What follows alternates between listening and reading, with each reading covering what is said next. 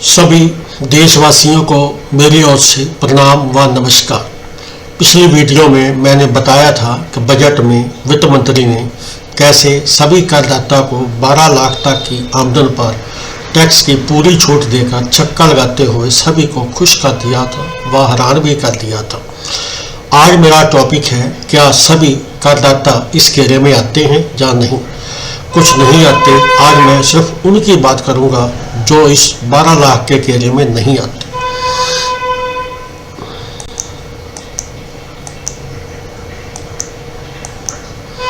हालांकि सैलरी के साथ कैपिटल गेन से हुई आमदनी के मामले में भले ही कमाई 12 लाख से कम हो, फिर भी इनकम टैक्स का भुगतान करना होता है।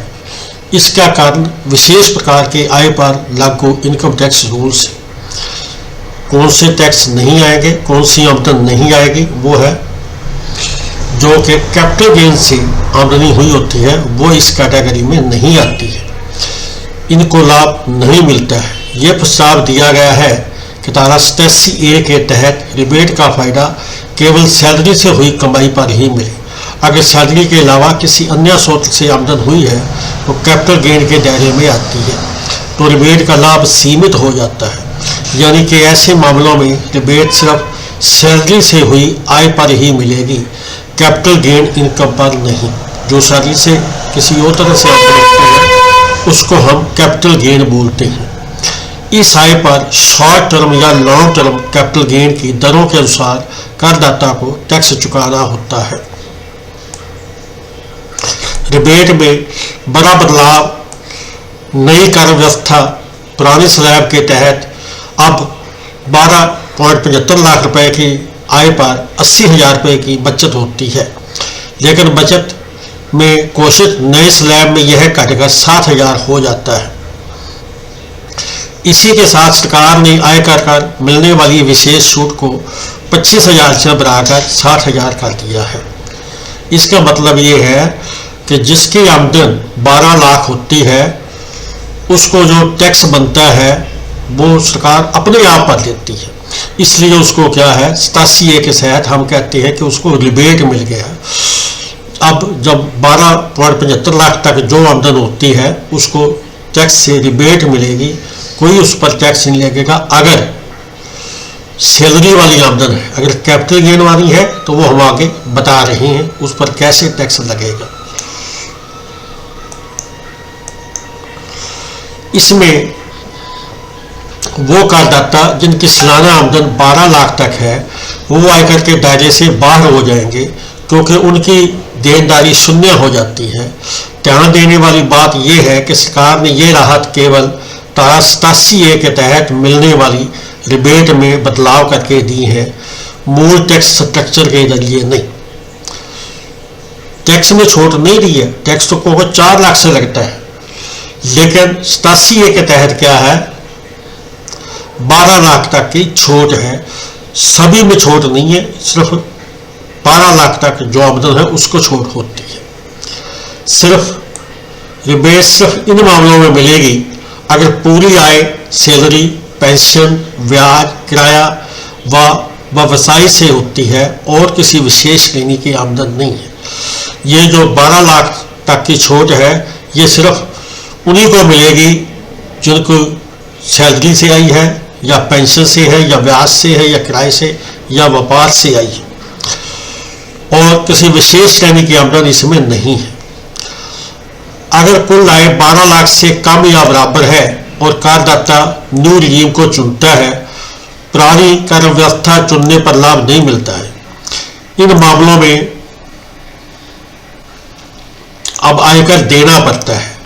मैंने बताया था, उसको अब डिटेल से बता रहे हैं। Capital gain, short term capital gain, जो किसी को शॉर्ट टर्म कैपिटल गेन होगा तो उसको टैक्स देना होगा। कितना देना होगा हम बताते हैं। अगर किसी व्यक्ति शेयर बाजार, म्यूचुअल फंड, संपत्ति व अन्य संपत्तियों से अल्पकालिक कैपिटल गेन अर्जित होता है, इस पर 20% की दर से कर लगता है। इस पर धारा 87A के तहत विशेष कर छूट लागू नहीं होती। Long term capital gain share बाजार, म्यूचुअल फंड, अचल संपत्ति आदि से अर्जित लॉन्ग टर्म कैपिटल गेन पर 12.5% की दर से टैक्स लगता है। यहाँ ध्यान देने वाली बात यह है कि अगर कैपिटल गेन 1 लाख से अधिक है तो कर देना ही होगा। लॉटरी और गेमिंग शो पर भी टैक्स लगता है। अगर किसी व्यक्ति की आय में लॉटरी, जुए, सट्टेबाजी या गेम शो जैसी अन्य विशेष श्रेणियों से प्राप्त आय शामिल है तो उस पर 30% की उच्चतम दर से टैक्स लिया जाता है। व्यवसायिक आय और अन्य विशेष दर वाली आय। अगर कोई व्यक्ति फ्रीलांसिंग व्यवसाय या पेशेवर सेवाओं से आय प्राप्त करता है तो इस पर भी विशेष कर नियम लागू होते हैं। इस बार टैक्स स्लैब के अनुसार ही टैक्स लगाया जाता है। अब हम वो बात करेंगे कि जिनकी आमदन मिक्स है, जिस प्रकार वो पेंशन भी लेता है और शेयरों का काम भी करता है, तो उसको टैक्स कैसे लगेगा। मान लिया कि किसी करदाता की कुल आय 12 लाख रुपए है, जिसमें आय से 8 लाख रुपए है, सैलरी से 8 लाख रुपए है, लेकिन शेयर या म्यूचुअल फंड से आए 4 लाख रुपए है, तो धारा 87A के तहत रिबेट केवल 8 लाख रुपए पर ही मिलेगी। अधिकतम ये 60,000 रुपए है, यानी ये आय पूरी तरह से कर मुक्त होगी। वहीं 4 लाख रुपए तक की आय पर शॉर्ट या लॉन्ग टर्म गेन के अनुसार इनकम टैक्स चुकाना होगा, क्योंकि 8 लाख आमदन से है, सैलरी से है या पेंशन से है, उस पर तो रिबेट मिलेगी। जो 4 लाख है उस पर जो नियम शेयरों का लगता है वो लगेगा।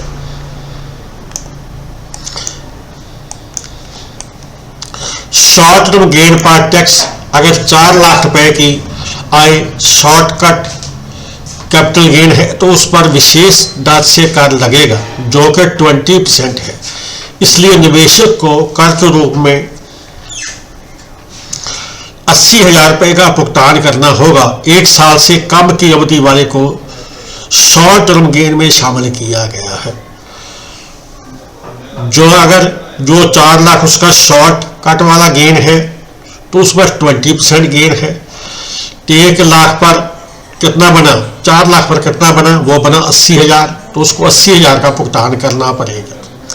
लॉन्ग टर्म गेन पर टैक्स रूप म्यूचुअल फंड में 4 लाख का लॉन्ग टर्म है तो उसको 1.2 लाख रुपए की छूट मिलती है और 2.75 लाख रुपए के शेष लाभ पर 12.5% के हिसाब से टैक्स करना होगा। 8 लाख तो उसके आमदन वाले थे, सैलरी वाले थे, तो 4 लाख शेयरों वाले थे। 4 लाख अगर शेयरों वाले हैं तो पहला फार्मूला हमने बताया 20% से लगेगा और 80,000 रुपया बनेगा। अगर वो लॉन्ग टर्म वाला था तो लॉन्ग टर्म में क्या है, पहले 1.25 लाख तो फ्री ही होते हैं, जो शेष 2.75 लाख बचा है उस पर टैक्स लगेगा और वो भी कितना लगेगा, 12.5%, जो कि 34,375 रुपये बनेगा। ये उसको टैक्स देना होगा। यहाँ ध्यान देने वाली बात है कि 1 साल से अधिक अवधि वाले को हम लॉन्ग टर्म कहते हैं और 1 साल से कम वाले को शॉर्ट टर्म कहते हैं। आज हम यहीं पर अपनी जानकारी को विश्राम देते हैं। अगली वीडियो में हम डिस्कस करेंगे मॉडलर लीफ क्या है, जिसकी गणना 25-26 में अगर कोई न्यू रिज्यूम लेता है तो कैसे मिलेगी। अब मिलते हैं हम अगली वीडियो में। Please like, share, comment and subscribe my channel. Thanks for watching.